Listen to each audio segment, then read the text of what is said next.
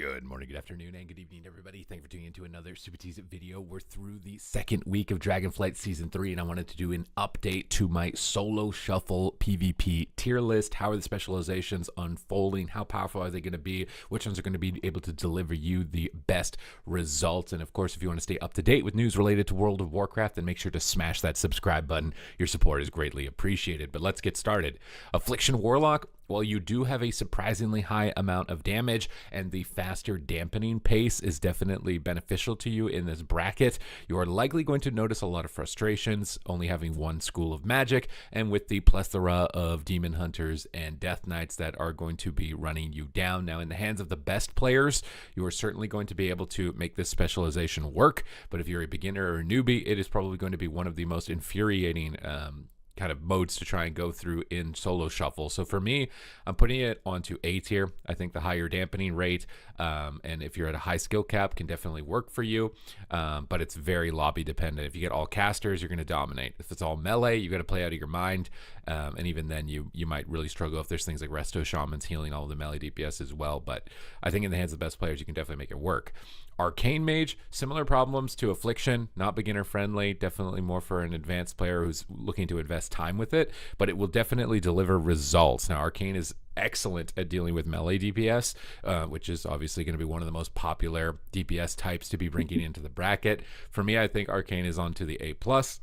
It's a little better than Affliction. I think that its burst damage and ability to control the end of a match is better, and that's definitely important in solo shuffle. Affliction is going to feel more reliant on your teammates to stay alive long enough for your damage to finally start to do some work. Now, Arms Warrior has surprisingly been feeling very weak to me. You know, sometimes you're getting these massive mortal strikes. It could be a matter of me not having my 4-piece yet. Perhaps when it gets its 4-piece, it ends up performing a bit better. But it seems to be struggling. I feel like a lot of the other melee DPS either just outpace you or can just kite you. Mages and Death Knights just spamming Chains of Ice and snares on you and kiting away from you is really frustrating. I actually think Arms Warrior is a bit lower. I'm putting it here onto B tier. I think Arms Warrior is definitely, or maybe A tier. It's somewhere between B and A. Maybe I should have put it B+. Obviously, I'm going to need even more segments here. We'll leave it on B for now, and we'll go from there. Assassination, really sleeper spec at the moment. King's Bane damage is definitely through the roof. If you have not tried that Assassination build, you certainly need to. However, its defensives are a little bit more lacking. You're a little bit squishier, and rogues are generally weaker in solo shuffle. So for me, I'm putting it on B tier. But I definitely think that it has potential. It's probably the easiest rogue spec to do well with in the bracket as well, even though overall its ranking is going to be lower. It's more beginner friendly.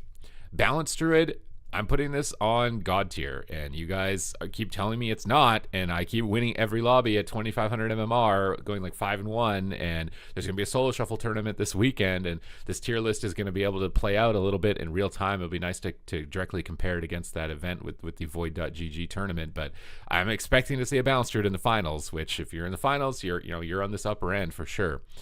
Beast Mastery Hunter, this is a really easy spec to do well with right now.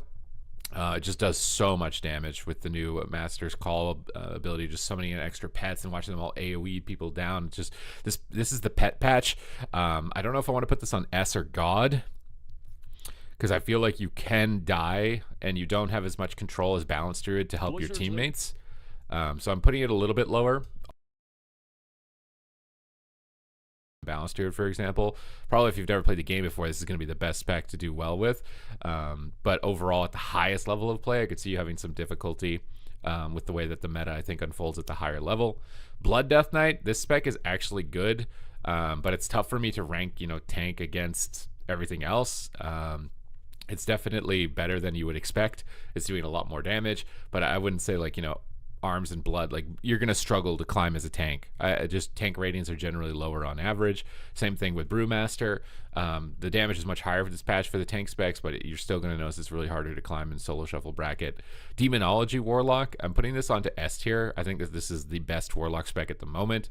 You have some of the strongest set bonuses that are providing you upwards of 10+% damage. Absolutely crazy. It's the pet patch, like I said, but I think if you're you know, in these melee DPS lobbies, it can be a bit more difficult, although you're probably the best lock spec of all the lock specs to deal with them. It's definitely S or God. I might even put it a bit higher than Beastmaster at the highest skill cap, but Beastmaster is way easier to play and get more effective damage out than it is for Demonology, but at the highest level of play, I think Demonology is really good, and it's especially good into things like Subtlety Rogue, which I think at the highest level is definitely still going to be prominent, similar to last season for Solo Shuffle when we saw in the tournaments, but definitely do not underrate this spec. Destruction Warlock, I think Destruction Warlock is like an A+, along with Arcane. You've got multiple schools of magic with it, which is nice, although weirdly enough right now your 4-piece bonus is actually a DPS loss. If you spawn a Fire Rift, it actually does less damage than a normal Rift, so you probably don't want to get your 4-piece. I've been trying to figure out along with Venruki what the worst 4-piece bonus is, and I think Destro, when it's actually a net loss of damage, has to be the worst the worst set bonus in the game. Devastation Evoker, surprisingly good. I think it's because it's good into these melee DPS, stacking them up and bursting them down with massive AoE and cleave, but it still feels a little bit limited. Your minimum range, you know, leaves you susceptible to being attacked in a lot of situations. Not as durable as a lot of the other classes. I'd say you're probably like an A or a B. Maybe put on A. I think you could do, it'll be easier to do well as Affliction or as Devastation than Affliction, but it's definitely on the lower end overall. Discipline Priest, for Solo Shuffle, I think that this is a god tier specialization. I just got 2400 on mine. It feels really strong at the moment, although your 4-piece set bonus, at least with my build, is not particularly great. I think the main reason Disc is so good is that it's just not really a target. You can get away with running a lot less versatility and still not be a target in a lot of cases. Main problem is mana, I have noticed, although if you play more mana-oriented builds and play around being more conservative, you can definitely keep going alongside the Resto Druids and stuff like that. But most of the time when you're comparing Disc to any healer that isn't a Resto Druid, it's like you're pretty dominant. Elemental Shaman, I want to put this on S, but I also think it could be A+. Ellie with the 4-piece bonus is just doing a remarkable amount of damage, just insane. You just Flame Shock Lava Burst. It's really easy to play, similar to Beast Mastery, and has really effective play at the highest level. It supports its teammates through off healing, through Ancestral Guidance, and through Earth Shield and Healing Stream Totems. That's where your support's going to be coming. And you really need to abuse your knockbacks. Things like the Unleashed Shield and Thunderstorm and possibly even Static Field Totem. It's the knockbacks that really enables Shaman in this bracket to kind of carry against melee DPS, and that's where I see a lot of people struggling, is they're not using those knockbacks. Enhancement Shaman, I actually don't think the specialization is very good. I think it's complete casino spec. You're either proccing Ascendance and kind of dominating around. A monument to our suffering.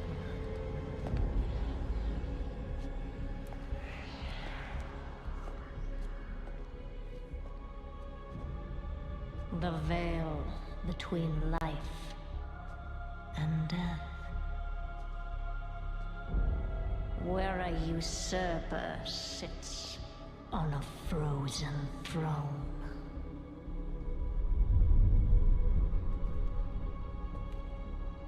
But no king rules forever.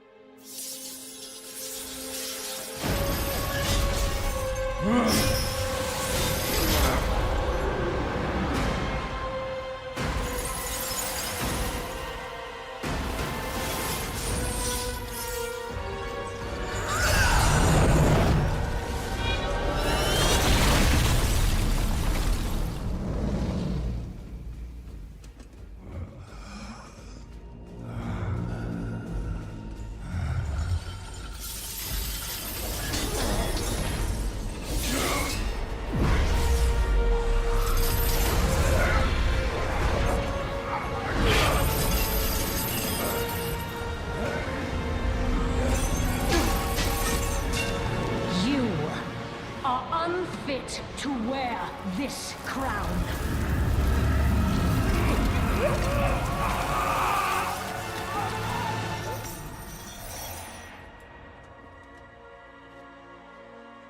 To wield so much power.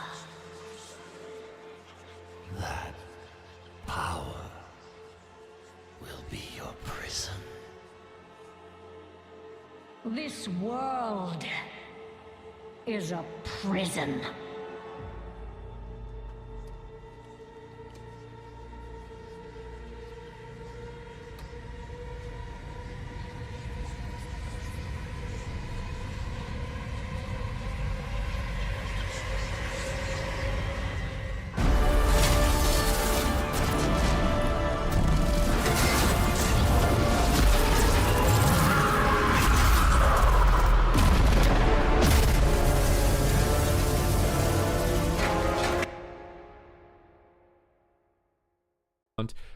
Or you're not doing a lot and you don't really synergize with a lot of specs in the game, and the damage is not through the roof to where I think like that's carrying you as well, and even the support and healing elements of it, you know, you got more instant healing than Ellie, but you almost always want to be spending your maelstrom on damage. I feel like it's not that great. It doesn't have a lot of synergy. Pharaoh with the regrowth buffs definitely going to be doing a little bit better in shuffle, but I'm still kind of putting it down a little bit lower. I think it's really squishy. Demon Hunters, Death Knights can kind of run you down, but you can also just, you know, counter cleave them. Maybe it's a little bit higher than that. Is it here?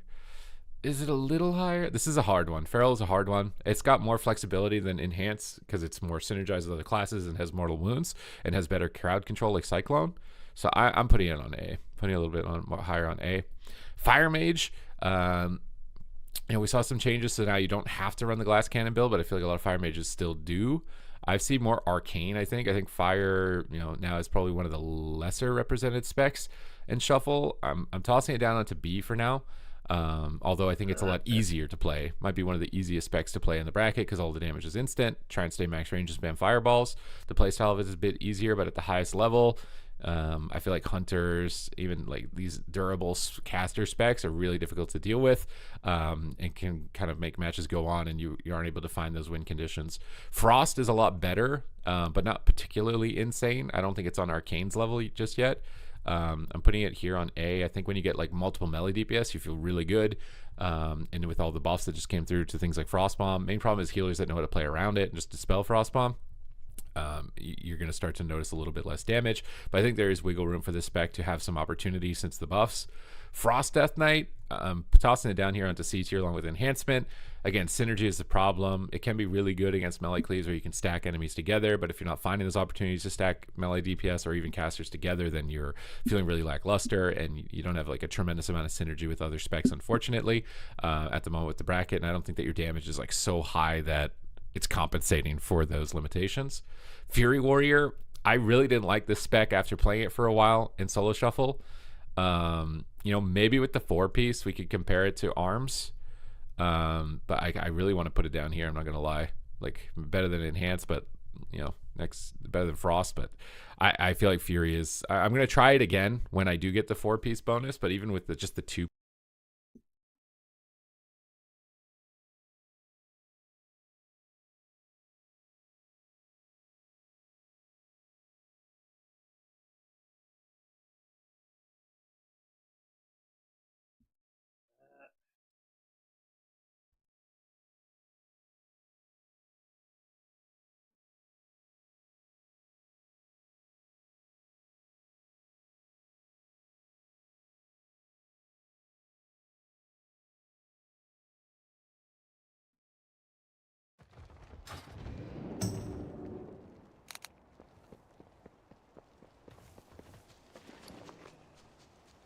What has the wind brought? Remember the Earth Mother's lessons. Honor all dragons.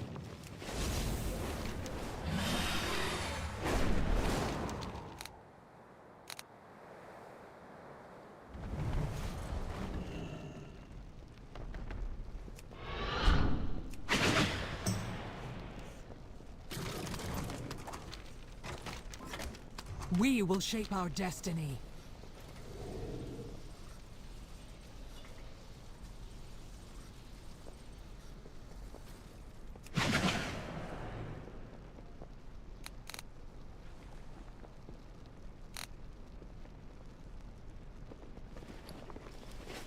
Do you seek knowledge? Go in wisdom.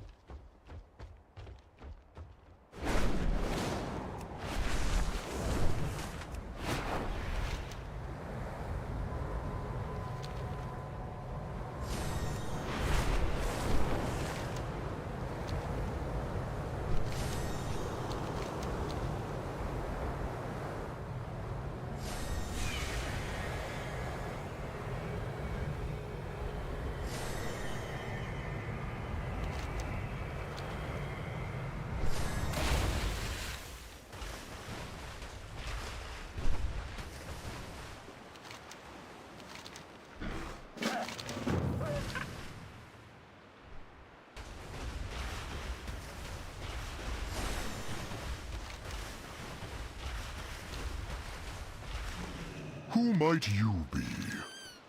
Now I have a story to tell.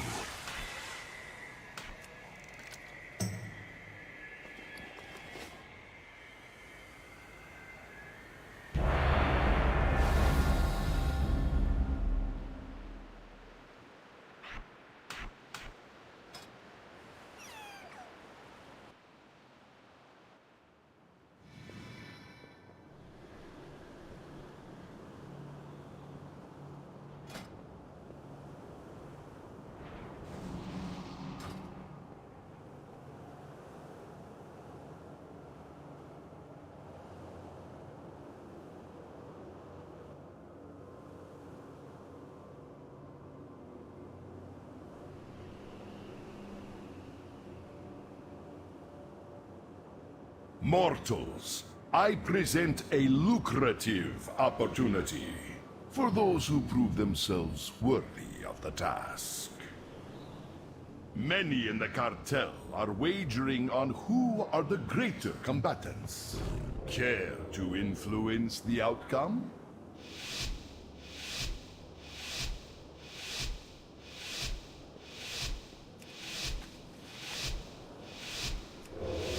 Do not let the cartel down. We expect a return on our investment.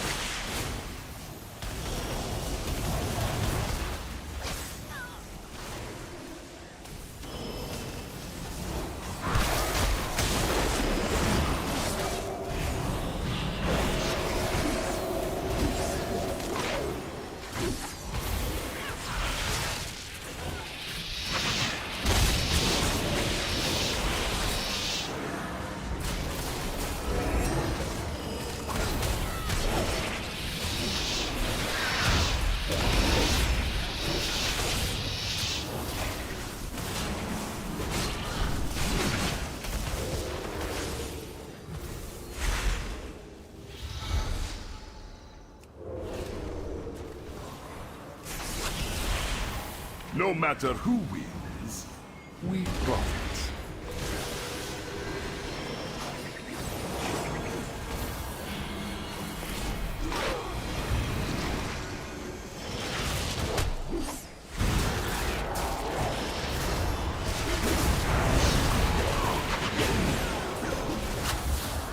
No matter who wins, we profit.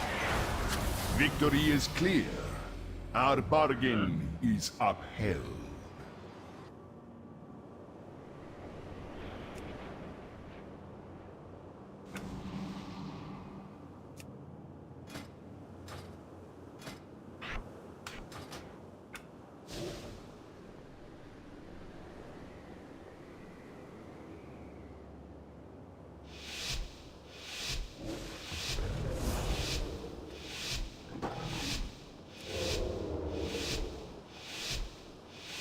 Do not let the cartel down. We expect a return on our investment.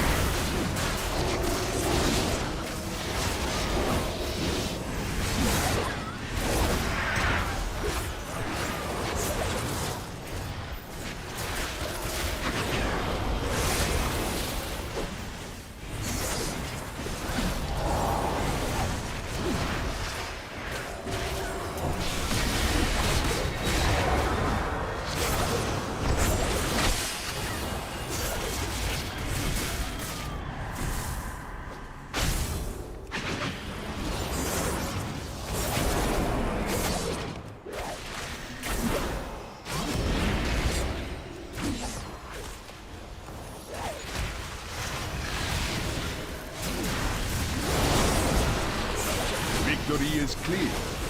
Our bargain is upheld. No matter who wins, we profit.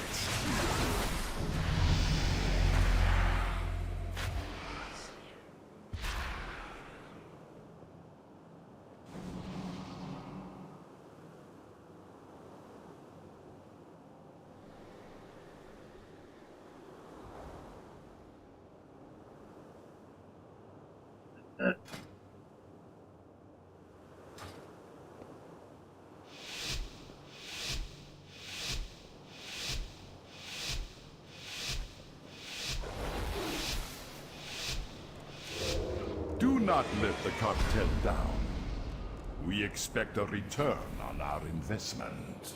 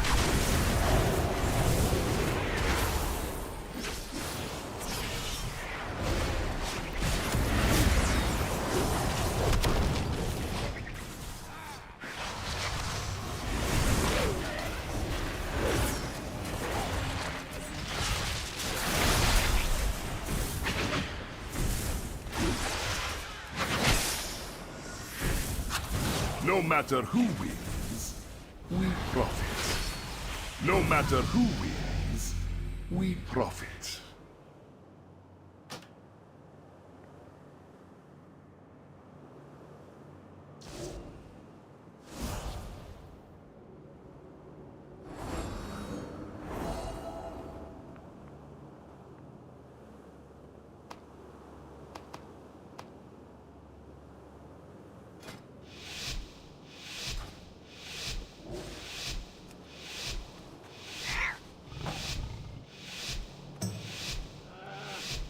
Do not let the cartel down. We expect a return on our investment.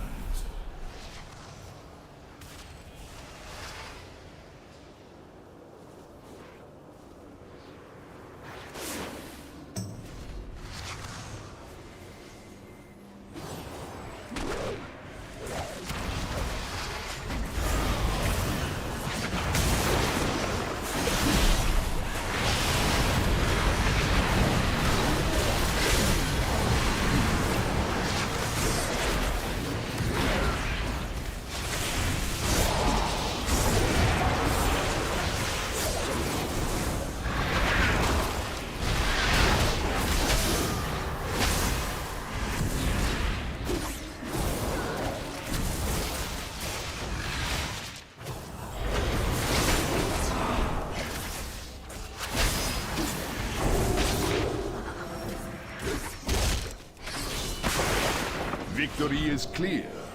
Our bargain is upheld.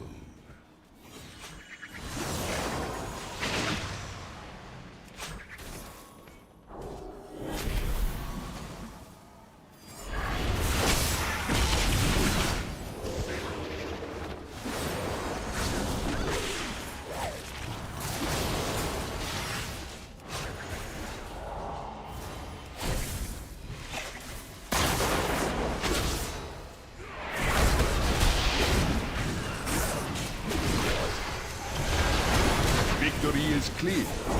Our bargain is up. Victory is clear. Our bargain is upheld.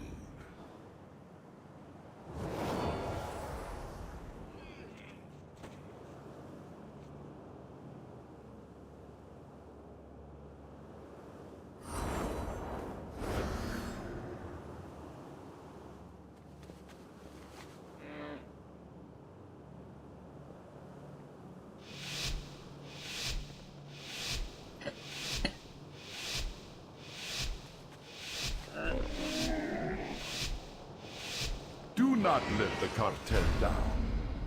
We expect a return on our investment.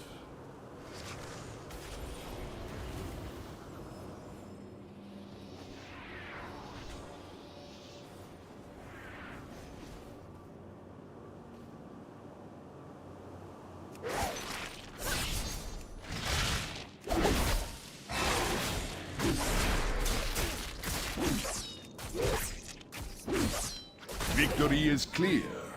Our bargain is upheld.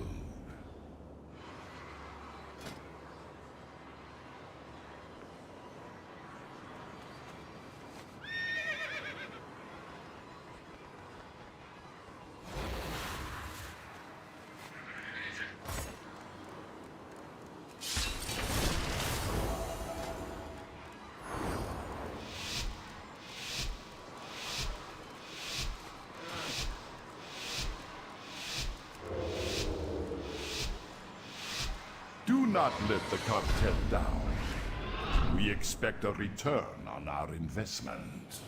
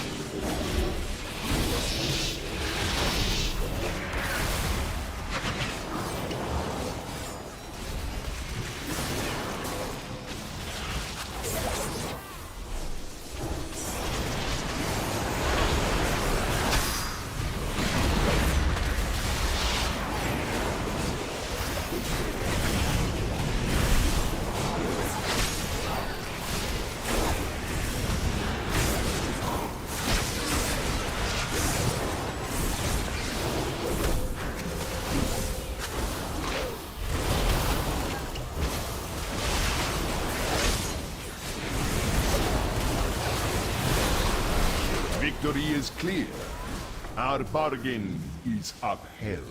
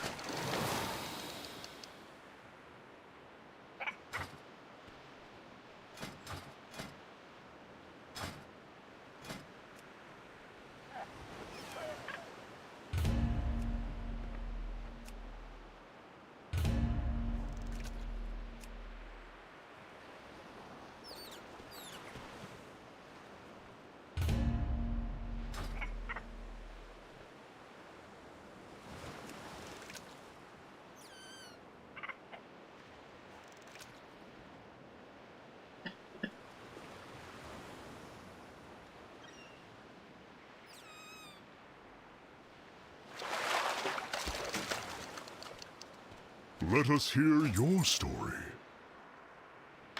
Farewell, then, friend.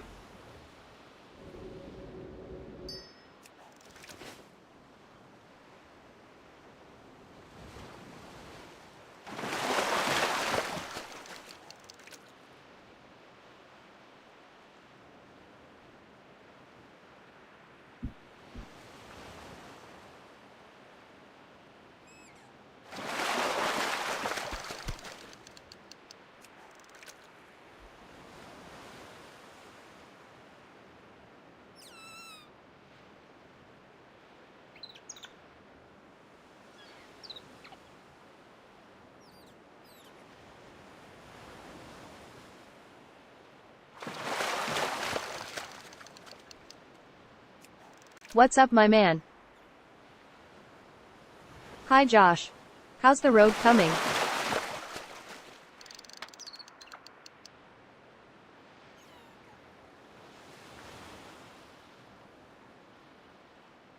Alright, I played warrior and priest to 1600. Now I want rogue.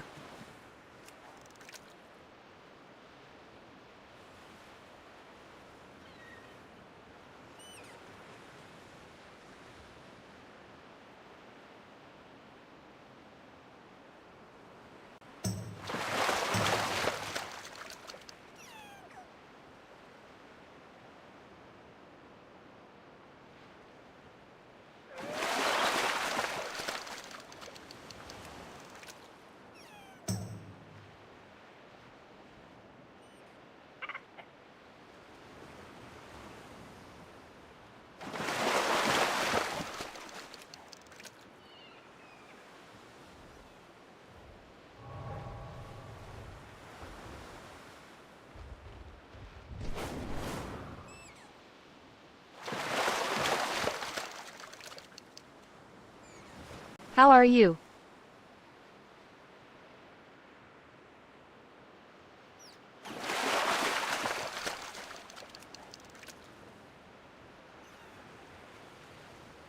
Good, just transmog farming.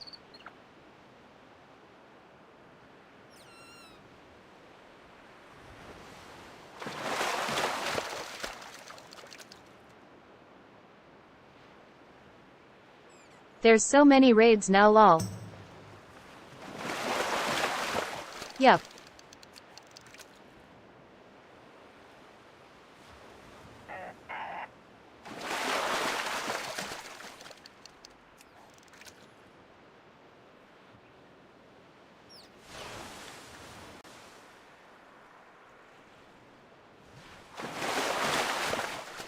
Gonna do a few, finish up my representative in M, then start keys probably.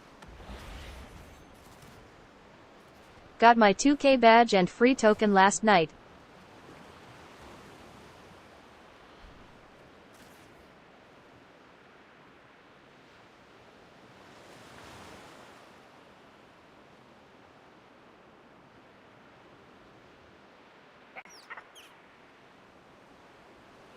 Awesome.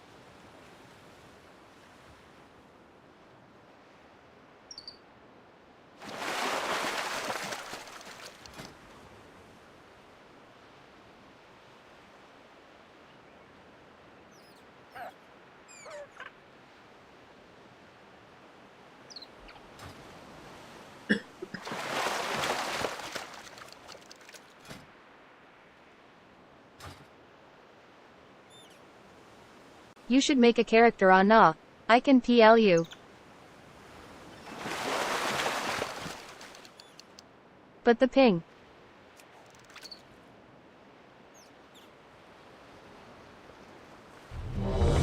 It's not bad.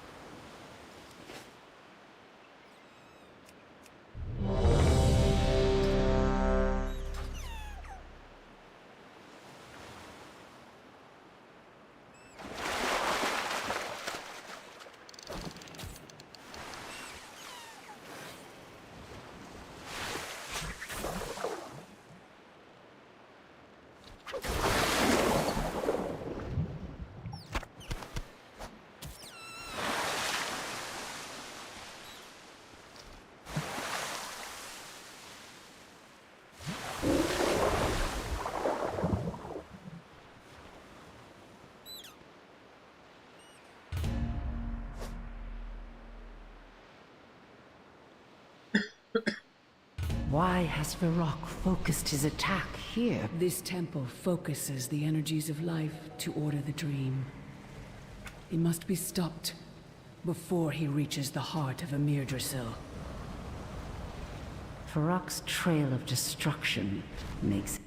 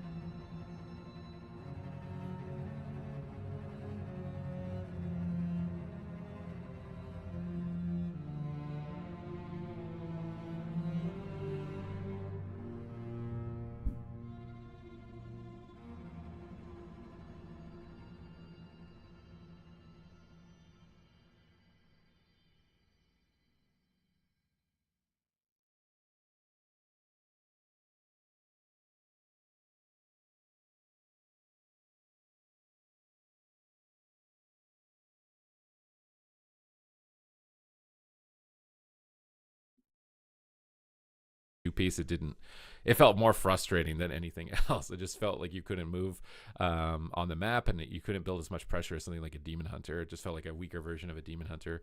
Guardian Druid, I feel like it might be one of the worst tanks. I don't think its damage output is like incredibly high. Havoc Demon Hunter, this is a tough one because I think you are directly countered in some situations, but other than that, like, I mean, it's pretty obvious it's God tier, right? I think against Subtlety Rogues with no voice is both a blessing and a curse because the rogue is less coordinated, but you are also less coordinated. But if you get a lot of preemptive defensive cooldown uses against a rogue, I think you can still do well in those lobbies, and obviously you're great in a whole bunch of situations. Holy Priest, you are trash. I'm just throwing you down here in the seat. Even with the 6% healing buff, you have worse mana, worse damage, worse healing. You know, the only redeeming factor is Spirit of Redemption, where you can go immune to crowd control and get some healing out, but after that you're crying in the corner. Holy Priest is being pathetically weak so far on this patch. Holy Paladin, I think it's probably like an A+.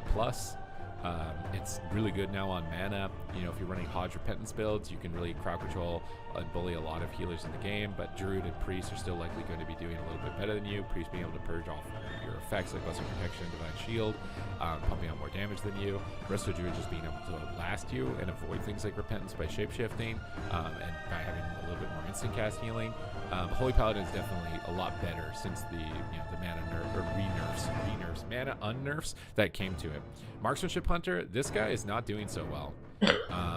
This might come as a bit of a surprise where I'm about to put this, but Marksmanship Hunter, I don't, if it's like a double dip nerf or whatever, we're gonna have to wait till we get the 4-piece bonus all the way through. But every Marksmanship Hunter I've seen so far has not been doing well. It's either a C or very low B. I mean, I'll put it on a very low B. I think it's just like lingering thoughts of how powerful it was before, but it feels a lot weaker in comparison to Beast Mastery. Beast Mastery has leaps beyond all the other hunter specs for this patch.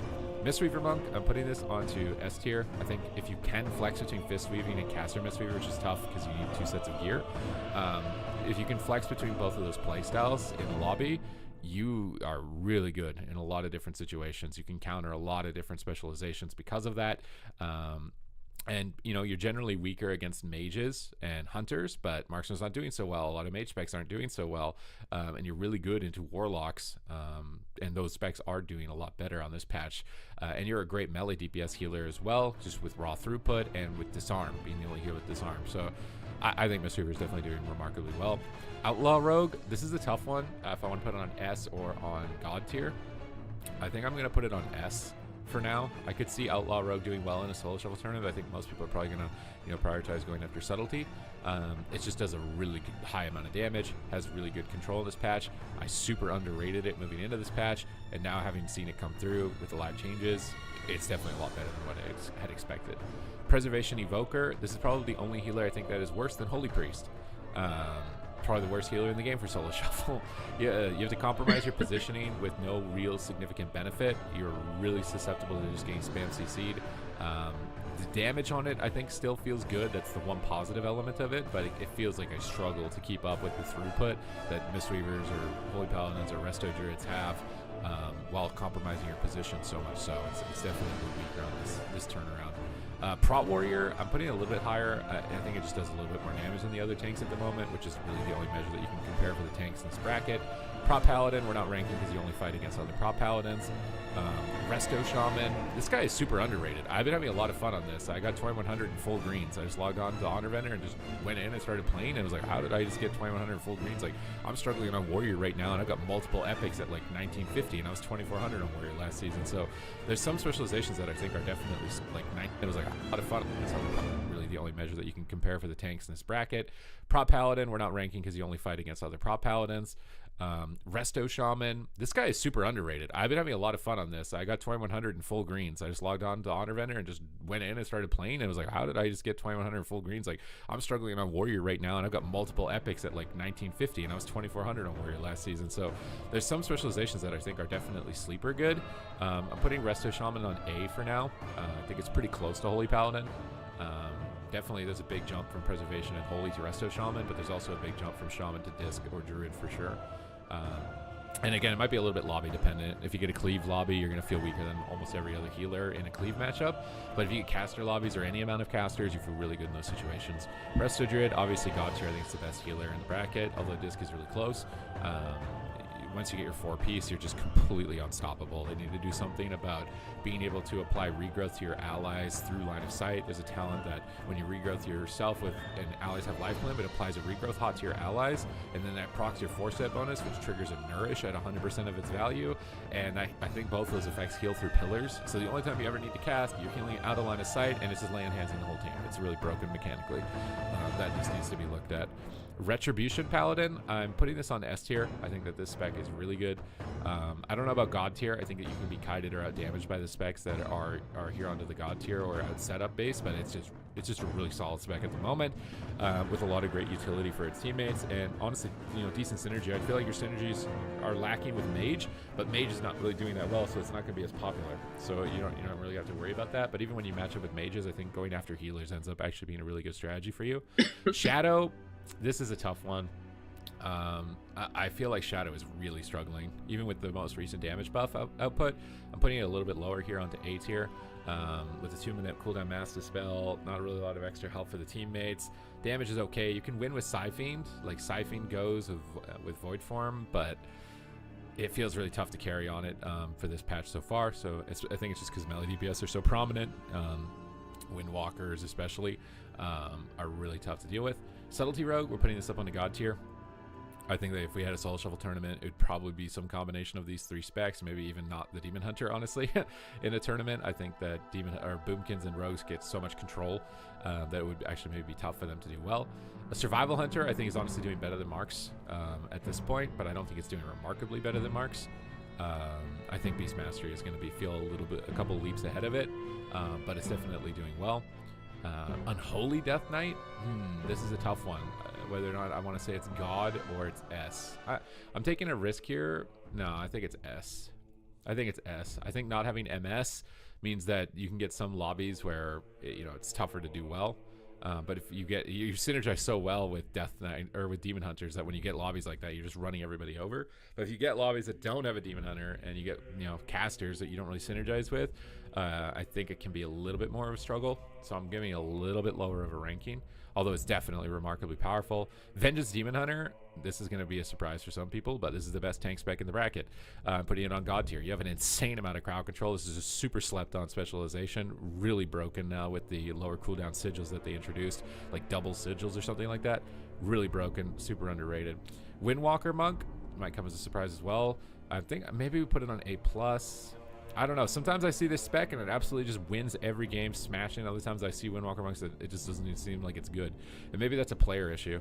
I'll put it onto A+ for now, but I definitely think it's like really close to an S at this point. An Augmentation Evoker, probably the worst range DPS in the game. I'm putting it down here. Even with the changes coming through for Upheaval and nerfs to nerfs to Upheaval and buffs to Eruption, it just feels much weaker on this patch so far from what I have seen. It's just not doing comparable damage. Really lobby dependent if you're not buffing up a really particularly good class like a Demon Hunter, and even then I've noticed it doesn't really win. Every time I've seen it, they're not doing well. So Augmentation Evoker definitely down here, not doing super hot. And this is kind of my assessment right now for week 2. I just wanted to keep you guys up to date. I said that I'd be running this tier list. I think weekly, based on when they do updates and stuff like that, is a good strategy. So I hope you've enjoyed this discussion. It's got your brain going in terms of what is looking good or powerful for this patch. Other than that, thank you very much for watching, and I will see you in the next video.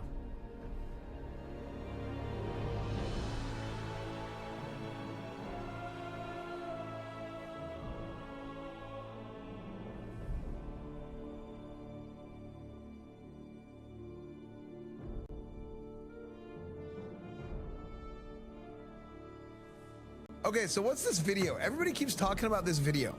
YouTube, Warcraft, YouTube, Platinum WoW made some video that everyone's like, S-Man, dude, my DMs are blowing up about this video, and this is a video from Platinum WoW on the Warcraft YouTube channel. What's new in WoW Classic Season of Discovery? Okay, so everybody keeps telling me to watch this video.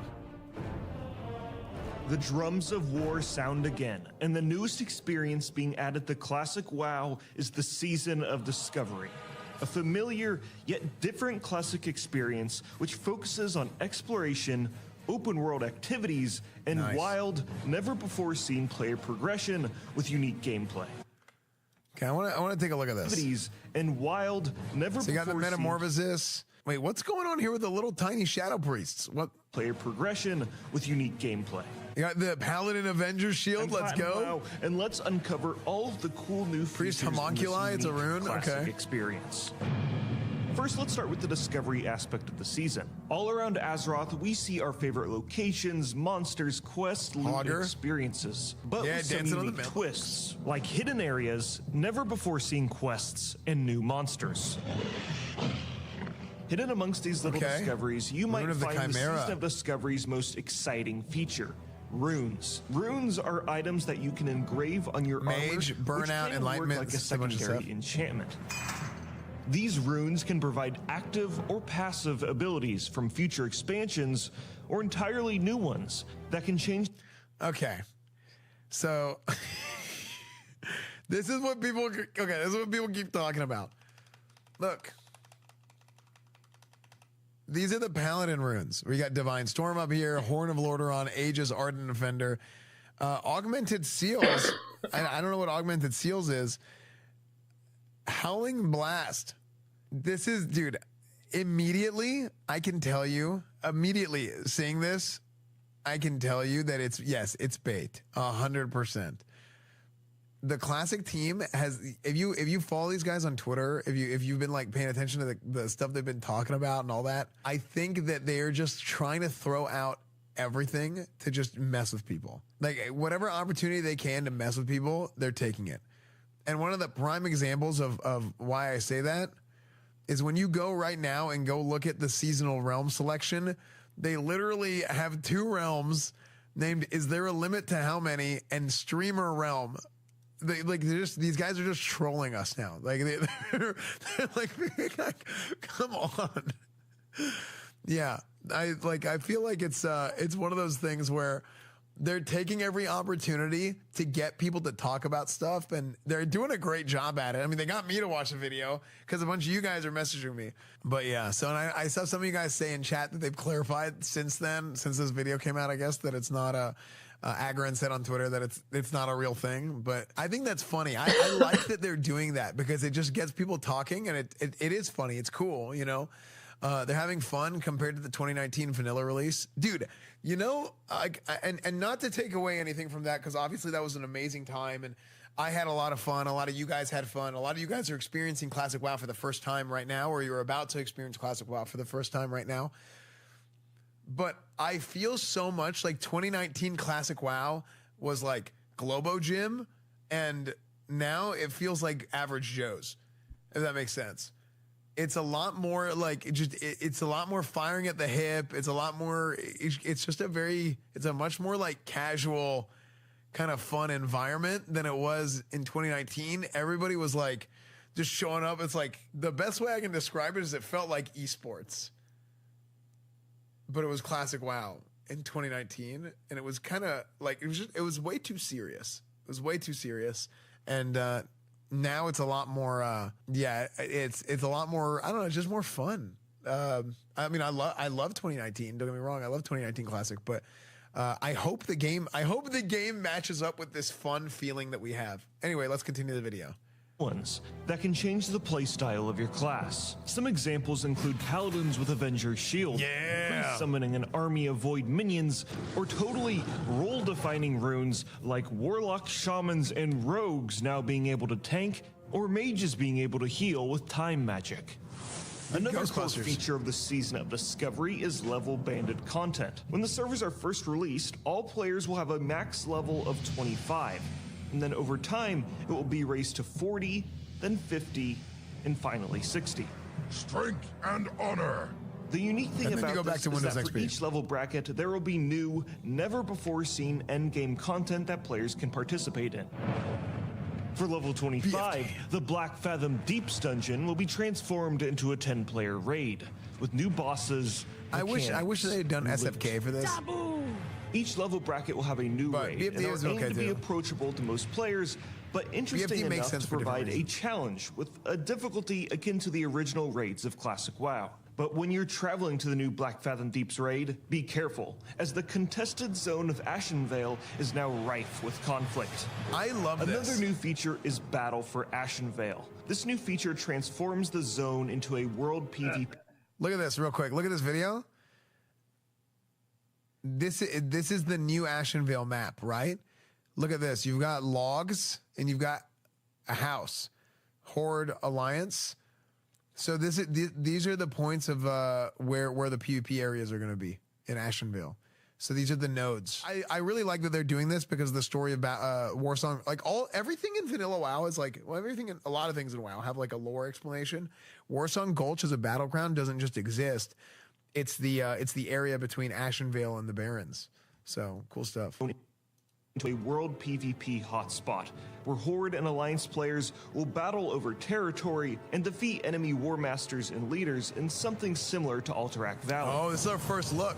With this event, you can earn reputation with the Silverwing Sentinels or the Warsong Outriders, and obtain new rewards like mounts that can only be ridden in Ashenvale, new helms. OG, these are the OG epic mounts, the unarmored epic mounts that they didn't put these in 2019 Classic because I remember I had a chance to talk to some of the devs and I said, like, is there anything you guys can do to put the OG unarmored epic mounts in the game? Maybe like put them in the game for like the first phase as like a reward for people to get their epic mounts early.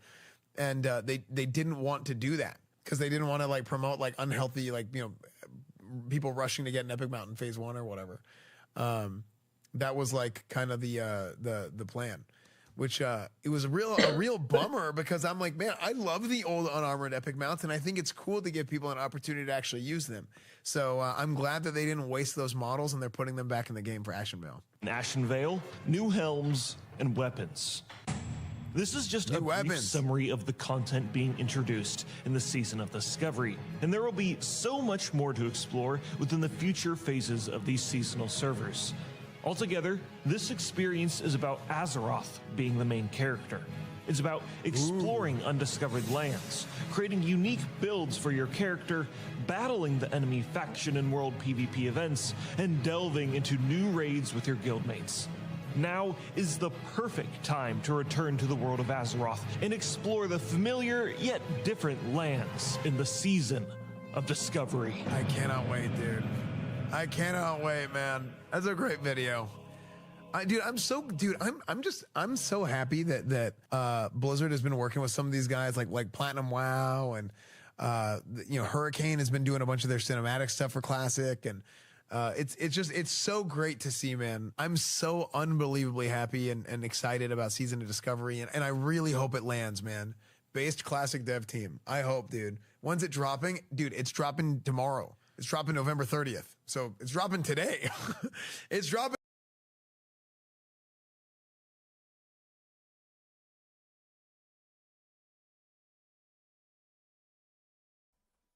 Panda Smoke here on Twitch. Thanks for coming and watching the part 2 of my tier list on YouTube. This is my second official video in my mind. Second maybe live recorded from Twitch stream.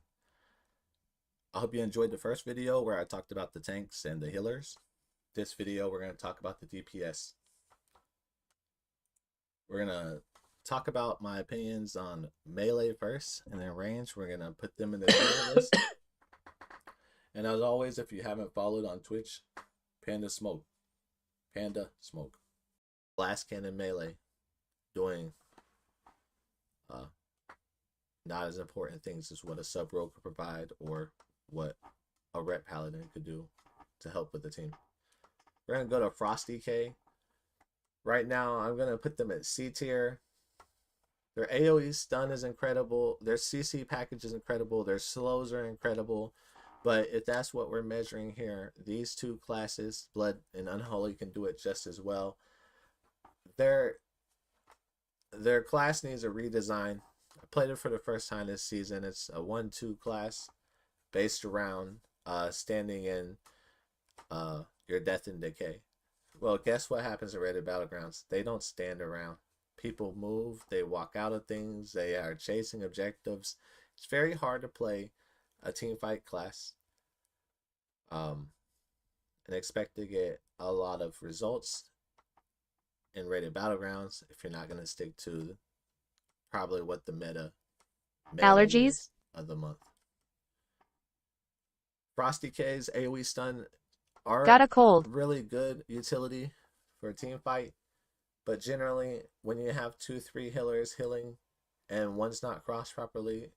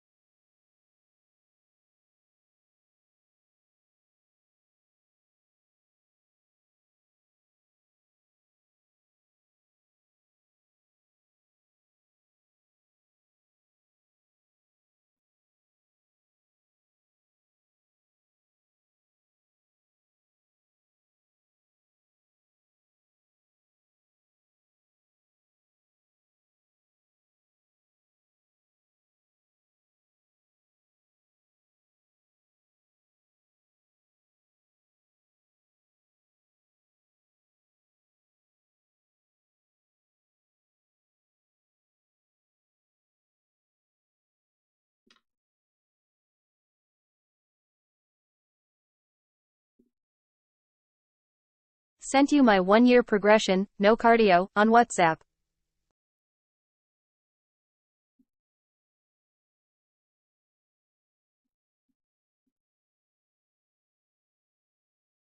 Damn.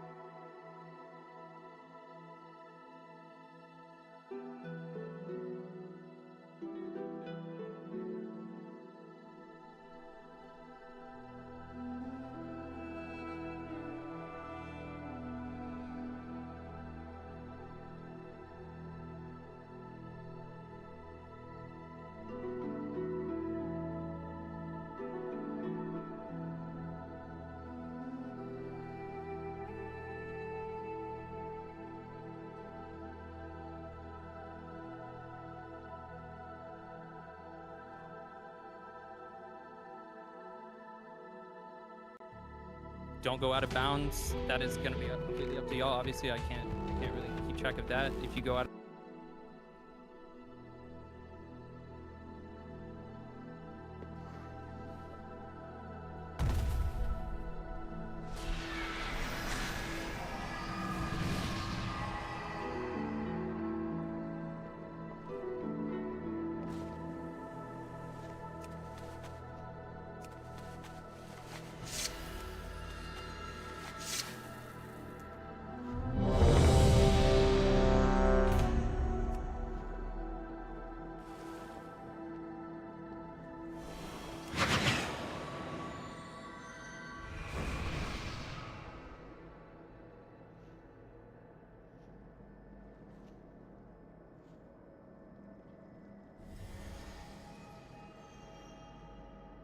You do not belong here!